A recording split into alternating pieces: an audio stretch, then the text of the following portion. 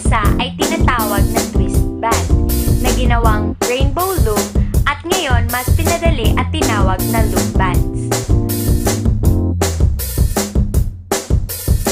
Sa loob ng loom band kit, meron itong laman na colorful rubber bands, loom kung saan gagawa ng iba't ibang klaseng disenyo, hook, at ang mga C-clips na magtatali para matapos ang mga loom bands.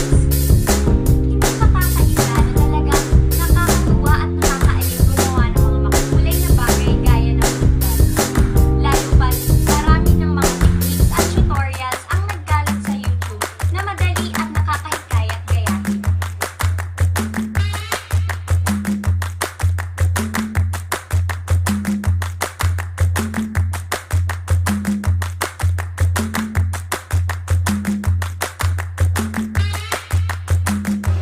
Nakita ko lang sa mga bata. Pag-tip-tipin na.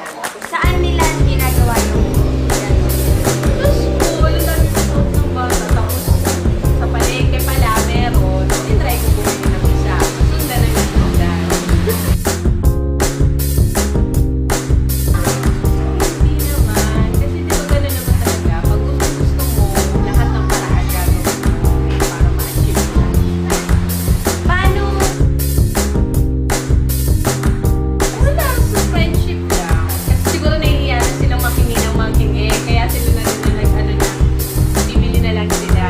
Tapos so yung isa-isa, basta kumalat na sa school, madami order nagpapagawa. Times 3.